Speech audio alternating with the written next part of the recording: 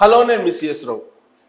గంజాయి డ్రగ్స్ ఎక్కడ దొరికినా కానీ వాటి మూలాలు మాత్రం ఆంధ్రప్రదేశ్లోనే ఉంటున్నాయి. ప్రత్యేకించి విశాఖపట్నం కేంద్రంగా గంజాయి సరఫరా అవుతుంది అనేది సరిహద్దుల్లో ఉండేటువంటి రాష్ట్రాల పోలీసులు అనేక సందర్భాల్లో తనిఖీలు చేసినప్పుడు బయటపడినటువంటి అంశం. ఇప్పుడు షణ్ముఖ్ దొరికారు. యూట్యూబరు అలాగే సోషల్ మీడియాలో యాక్టివ్గా ఉండేటువంటి షణ్ముఖ్ ఇప్పుడు గాంజా షణ్ముఖ్గా మారిపోయారు.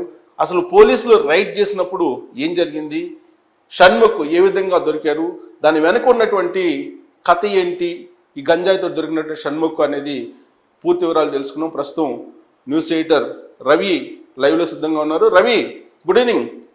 Good evening sir. So Shanmukh అనగానే మనకు యూట్యూబర్ సోషల్ మీడియాలో చాలా యాక్టివ్గా కనిపిస్తూ ఉంటారు. ఇప్పుడు ఏకంగా గంజాయి కేసులో దొరికిపోయారు. ఇన్వెస్టిగేషన్లో ఏం తేలింది, అసలు ఎక్కడ దొరికారు, ఎప్పుడు దొరికారు? సార్, ఇప్పుడు ఈ వ్యవహారంలో షణ్ముఖ్ చాలా విచిత్రంగా దొరికాడు సార్. ఇది యాక్చువల్ గా 2 days వరకు కూడా రీసెంట్ గా మన సాయంత్రం షణ్ముఖ్ సంబంధించిన ఒక సినిమా ఫంక్షన్ కూడా అయింది. దానికి సంబంధించి అందులో కూడా అతను అక్కడ డాన్స్ చేశాడు. సో మొదటి నుంచి సోషల్ మీడియా చాలా యాక్టివ్ ఉంటాడు. అతనుకున్న సోషల్ మీడియాలో దాదాపుగా 5 million సబ్స్క్రైబర్స్ ఉన్నారు. అతనికి చాలా యాక్టివ్ ఉంటాడు. ప్లస్ వెబ్ సిరీస్ ద్వారా చాలా ఫేమస్.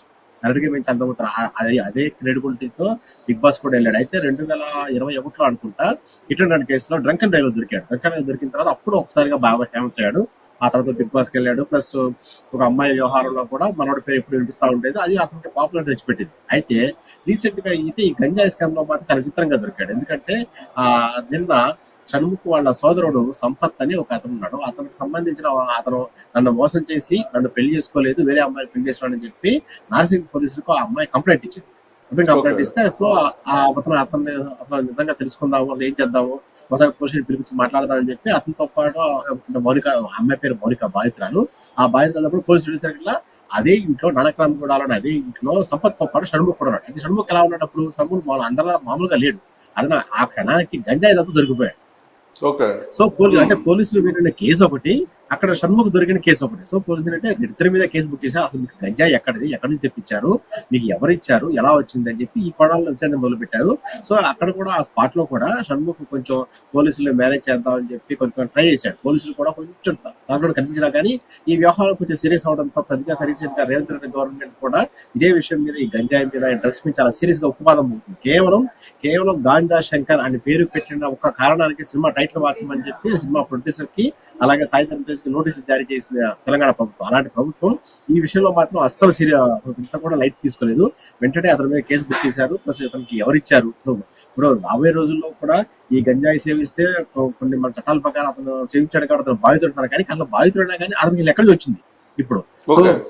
ఒకటి రవి, ఇటీవల కాలంలో తెలంగాణ ముఖ్యమంత్రిగా రేవంత్ రెడ్డి అయిన తర్వాత ఆయన తీసుకున్నటువంటి ఫస్ట్ స్టెప్ ఏంటంటే డ్రగ్స్ రహిత తెలంగాణ కావాలి, నాకు గంజాయి కనపడకూడదు, మత్తు పదార్థాలు ఎక్కడా కూడా కనిపించకూడదు, దానికి మీరు ఏం చేస్తారో చేయండి అని చెప్పి పోలీసులకి పూర్తి స్వేచ్ఛనిచ్చారు. దాంట్లో భాగంగా రైడ్ చేసినటువంటి సందర్భాల్లో ఇప్పటికీ 2 సార్లు వైఎస్ఆర్ కాంగ్రెస్ పార్టీకి సంబంధించినటువంటి లీడర్ల కుమారులు, వాళ్ళ బంధువులు బయటపడ్డారు హైదరాబాద్లో.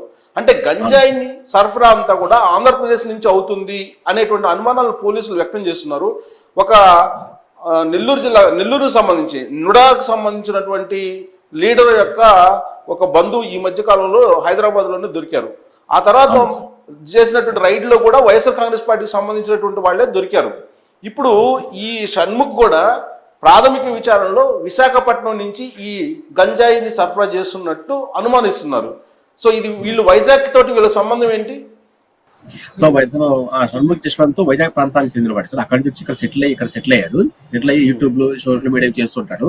అయితే ఇప్పుడున్న పరిస్థితుల్లో మనకి తెలంగాణ రాష్ట్రంలో కానీ ఆంధ్ర రాష్ట్రంలో కానీ గంజాయి వస్తుంది అంటే అది దాదాపుగా 90% ఒరిస్సా ఆంధ్ర బార్డర్ నుంచే వస్తుందని అందరికీ తెలిసింది.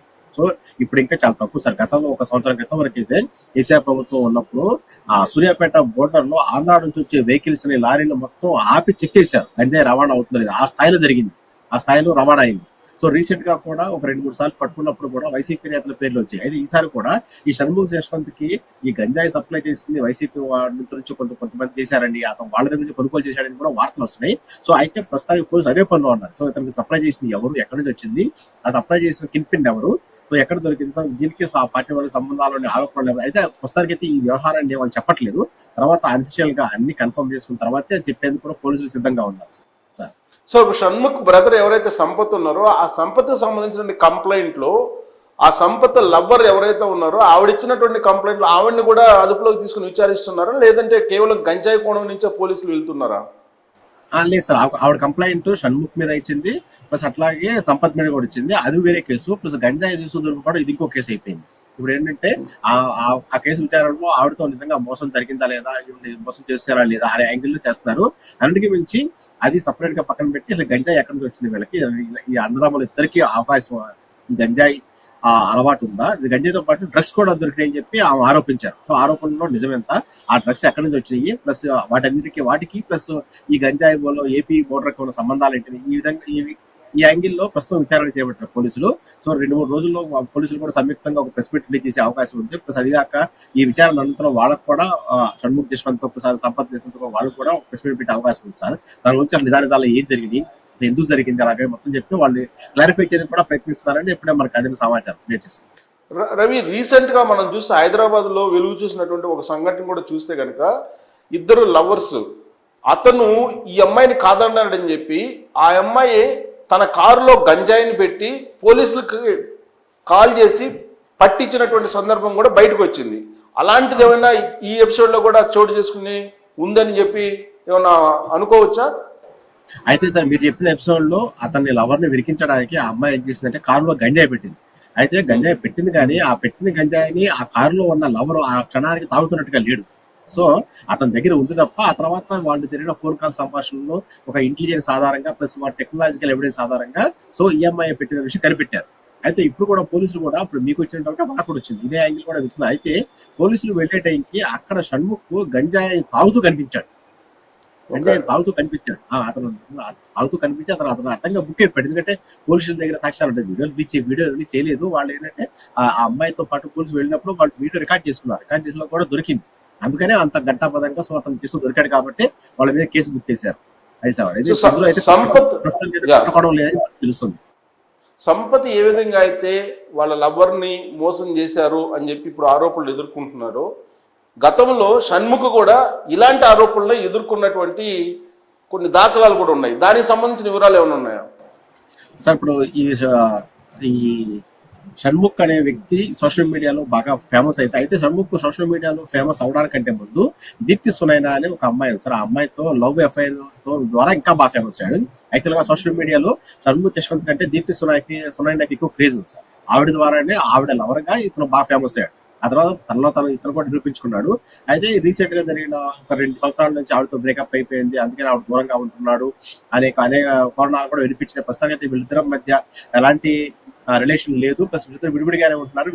ఎవరి జీవితం వాళ్ళు గడిపేస్తున్నారు, అంతే తప్ప అంతమంది ఇంకేళ్ళు. అయితే దీని వెనకాల ఒకవేళ ఏమైనా జరిగింది, గతంలో కూడా ఇతను మనోడికి ఇలాంటి అలవాట్లు ఉన్నాయనే ఉద్దేశంతో కూడా దీప్తి సునైనా మనోడు 2 ఏళ్ళ దూరం పెట్టిందనే వార్తలు కూడా వస్తున్నాయి.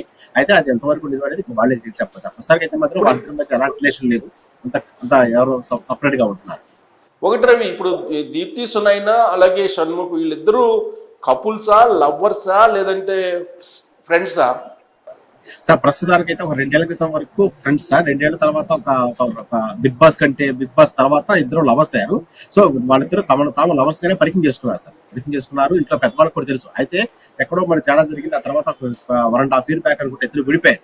ప్రస్తుతానికి అయితే ఇద్దరు ఫ్రెండ్స్ గా ఉంటున్నారు తప్ప ఇద్దరు మధ్య సంబంధాలు ఏమి లేవు. ఇద్దరు ఎక్కడ కలుస్తున్నట్టు కానీ సో సోషల్ మీడియాలో ఇద్దరు మధ్య చాటింగ్స్ కానీ ఇన్స్టాగ్రామ్ లో చాటింగ్ పోస్టింగ్స్ కానీ ప్రస్తుతానికి ఏం లేవు సార్. వాళ్ళిద్దరి మధ్య ప్రస్తుతానికి ఎలాంటి రిలేషన్ కంటిన్యూ అవ్వట్లేదు.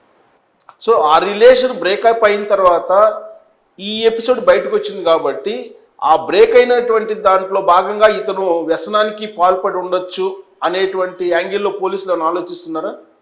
ఆ యాంగిల్ లో కూడా చూస్తున్నారు సార్. అయితే ఇప్పుడు సోషల్ మీడియాలో ఉన్న ఈ సెలబ్రిటీ స్టేటస్ కోసం కొంతమంది అంటే బాగా పనివర్తుల వల్ల కానీ ఇలాంటి మాదక ద్రవ్యాలకి ప్లస్ డ్రగ్స్ కి అలవాటు పడిపోతా ఉంటారు.